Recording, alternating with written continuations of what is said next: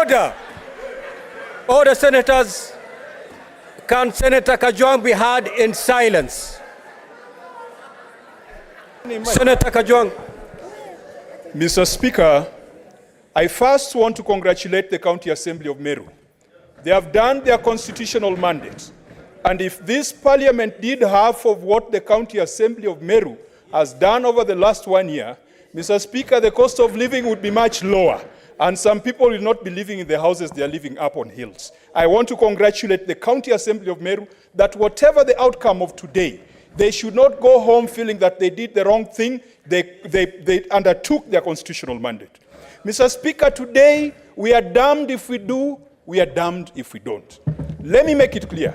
The misogyny that has been demonstrated in some of the videos, the chauvinism, the incitement to tribal hatred has no place in a modern Kenya.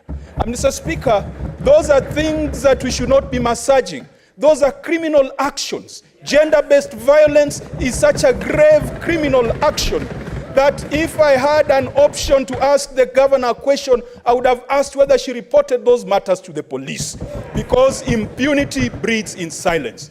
Mr. Speaker, from the submissions, it appears as if everybody in Meru is mad. We are in a season of madness in Meru. And that, Mr. Speaker, the only sane person in Meru today is the governor and the spouse. That is what has come out of the submissions. But, Mr. Speaker, could that be true? That all the great men and women of Meru, including the Deputy Speaker of this House, are mad, are in a season of madness, and the only lucid person can be the governor? Mr. Speaker, that presupposes and that indicates is a big, big problem that an impeachment cannot solve. Mr. Speaker, we have a patient with 2 damaged kidneys. We take out 1 kidney, the patient will not survive. You take out the governor, you leave the assembly, you still have a problem. You reinstate the kidney, which is the governor, you still have a problem. Mr. Speaker, Article 192 says that where a county government has irretrievably broken down, that county should be suspended, that county should be sent to a fresh election. And Mr. Speaker, even though we do not have the original jurisdiction on that, I want to encourage the citizens of Meru to call for a suspension of the county government, to send Governor Kawira Mwangaza back to the people, and to send the MCAs back to the people. We have been told a lot of stories about who is popular and who is not popular. But finally, Mr. Speaker, let us not forget that in 2010, this nation discharged Nancy Baraza of a role as a Deputy Chief Justice of the Supreme Court of Kenya on very spurious allegations. But that has set a precedent. That has been part of our jurisprudence. If we were to go with that threshold, then Governor Kawira Mwangaza should go home. Senator Wakoli.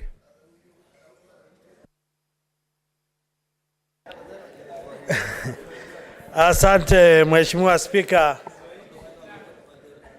Nashukuru sana kwa nafasi hii ambayo nimepewa kujadili hoja nzito za usawa, haki na ukweli. Mheshimiwa, ukipewa nafasi kutafuta amani kati ya wendawazimu wawili, unashindwa utaanza vipi? Ama iwapo wewe ni mhubiri na unamuombea mwendawazimu, Mheshimiwa Spika, utafumba macho ukiomba ama utayakodoa macho pima ukiomba? Hiyo ndio hali tumo sasa. Tunakashifu matamshi mabaya dhidi ya wanawake, lakini pia lazima tukashifu matendo mabaya yanayotendwa na wanawake. Iwapo kuna ubadhirifu wa pesa, lazima tuseme. Iwapo kuna matusi dhidi ya wanawake na jinsia zao, lazima tukashifu. Iwapo viongozi hawawezi kaa pamoja na kujadiliana, lazima tuseme ukweli. Kwa sababu sisi katika jamii yetu tunasema maji yasipotifuliwa hayawezi tulia. Haya maji ya Meru yametifuliwa, Mheshimiwa Spika, lazima tuache yatokote na yatulie. Yamefika hapa, Mheshimiwa Spika, yanatokota, lazima tuamue yatulie, watu wa Meru wasonge mbele.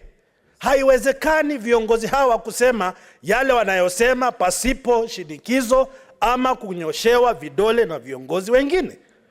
Iwapo wewe unasema ni bishop na unasema wenye wivu wajinyonge, ni mahubiri yapi tunaendeleza katika nchi ya Kenya? Lazima tuseme ukweli. Tumejadili mambo ya wahubiri wawe wa ukweli, viongozi wawe wa ukweli, na bado nitasema fisi aliambia mawe, hata tukinyamaza vipi mumesikia, na lazima tupige kura turekebishe mambo ya Meru. Asante sana Mheshimiwa Spika. Senator Mogeni.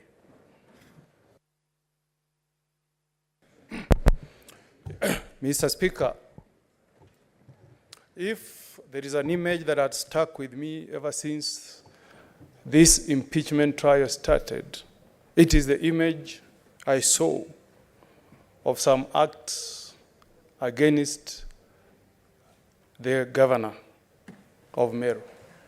Mr. Speaker, I can be rough in politics.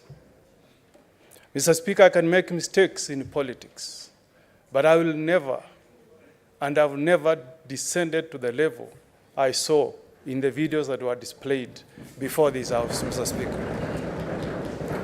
Mr. Speaker, however much you hate a human being, Mr. Speaker, if you are a Christian or you believe in the Almighty God, Mr. Speaker, there are some utterances you cannot make against some other human beings when you are a leader, Mr. Speaker.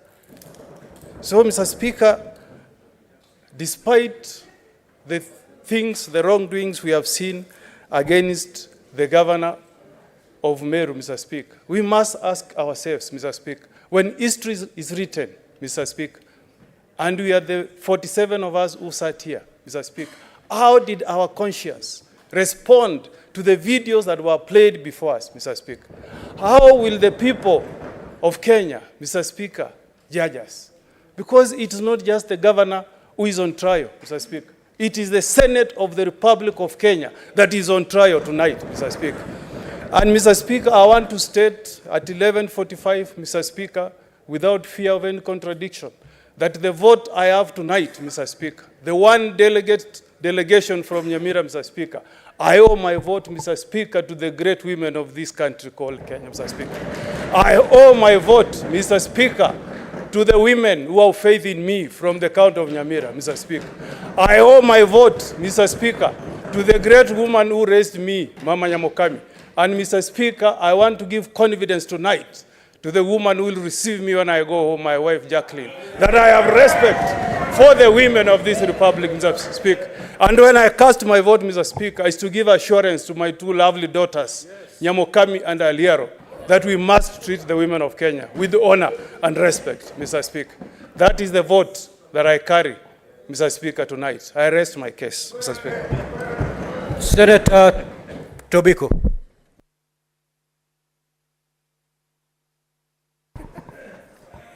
Thank you, Mr. Speaker. Mr. Speaker, I thank you. And Mr. Speaker, throughout this impeachment petition, Mr. Speaker, I took my time to listen to both sides without trying to give my advice to my sister, as was expected by many Kenyans and by many people in Meru. Mr. Speaker, the council for the county assembly, Thiangolu, has said that quite a number of charges were like repetitions of the same charges that were in the first impeachment, Mr. Speaker. Mr. Speaker, then I don't know whether this was just an appeal of what this House had already made a decision on, Mr. Speaker. They could be allowed by law, Mr. Speaker, but I don't think they should have then wasted the time of this House, Mr. Speaker. But, Mr. Speaker, because of time, my submission this evening, Mr. Speaker, is that there could be administrative omissions and commissions. But, Mr. Speaker, do they meet the threshold of impeachment, Mr. Speaker? As far as I'm concerned, these are non-impeachable offenses, Mr. Speaker. Mr. Speaker, what we have seen throughout these 2 days is hounding of a woman out of office through emotional abuse, through intimidation, through slander, Mr. Speaker, through threats on her life, Mr. Speaker. We have also seen tribal and ethnic profiling, Mr. Speaker. Issues that I think NCIC should pick up, Mr. Speaker. And I would want, Mr. Speaker, to advise the governor of Meru that whatever happens to you this evening, there are cases here that you should take to court, Mr. Speaker. This is very scary to aspiring women of this country. Mr. Speaker, I kept asking myself, is this what is awaiting the women governors in this country, Mr. Speaker? Those who will try to get into the political positions that are the domain of men in this country, Mr. Speaker. Mr. Speaker, I would say that what the county has continued to pursue is what the Angolu had mentioned the other time, that the election brought undesired consequences, Mr. Speaker. They must live with their choice, Mr. Speaker. As far as I'm concerned, the Meru people elected Governor Kawera Mwangaza, and the will of the people is supreme, and they must live with their choice for the next 5 years. Thank you, Mr. Speaker.